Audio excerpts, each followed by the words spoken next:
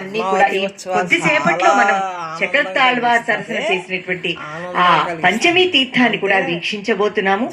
ఇక్కడి నుంచి లక్షలాది కోట్లాది భక్తులు ఈ పుష్కరిణిలో గనక మునిగితే చాలా మంచి పాపం పటాపంచలవుతుందని విశ్వామిత్ర ఋషి చెప్పినటువంటి వాక్కుని మనం ఒక్కసారి నెమరు వేసుకుంటూ ఇంతటి శక్తినిస్తున్నటువంటి యా దేవి సర్వభూతేషు శక్తిరూపేణ సంస్థిత నమస్తస్యై నమస్తస్యై నమస్తస్యై నమో నమః. అటువంటి పద్మావతీ దేవి ఓ అలమేలు మంగ ఓ ఆశ్రిత వత్సల మమ్మల్ని కటాక్షించు తల్లి. బుట్టల్లో పెట్టి కారులో నుంచి ఒక దేవారం దాకా వస్తామన్నా.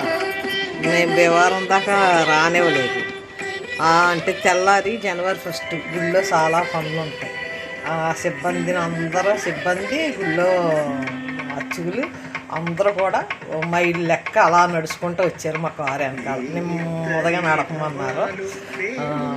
అందరూ మా చుట్టాలు అందరూ ముందు వెళ్ళిపోయారు. తర్వాత నన్ను 10ంటికి పంపారు అన్నమాట. నేను వచ్చేటట్టుకి వీళ్ళందరూ ఇక్కడ రెడీగా ఉన్నారు. నాకు అప్పుడు ఆ రోజే నా ఆత్మ పద్మావతిలో కలిసిపోయిందని అనిపించింది.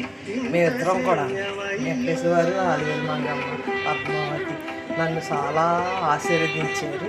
అది ఇప్పటికీ మర్చిపోలేను. రోజు నాకు అదే మెదులుతూ ఉంటుంది. చాలా ఆనందం కలిగింది ఆ రోజు. ఆనందం ఏంటి, అమ్మలో కలిసిపోయాను. నేను ఇప్పుడు ఏదో ఉన్నాను కానీ ఆ రోజే ఇంకా కారులోనే నేను ఇదైపోయాను. అలా పంపింది అమ్మ. అక్కడ చేసింది కూడా అలాగే చేసారండి. అసలు మామూలుగా కాదు.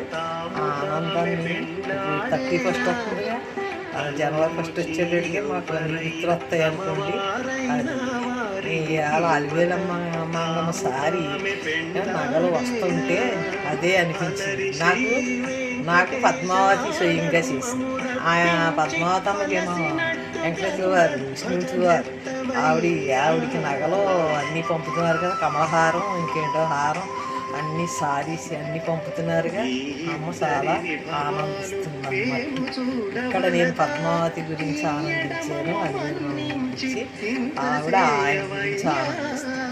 ఆయన చేసేది ఇదే ఆనందం, పరమానందం.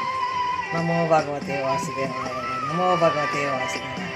శ్రీ వెంకటేశ్వర పరబ్రహ్మాయ నమో. శ్రీ వెంకటేశ్వర అలివేలు పద్మావతి గోదాదేవి సమేతంగా శ్రీ వెంకటేశ్వర వారికి కోటి నమస్కారాలు, శతకోటి నమస్కారాలు, పాదాభినందాలు. నా ఆత్మ నీలో ఎప్పుడు కలుపుకుంటావో కలుపుకో నాయన అనుకుంటూ సెలవు.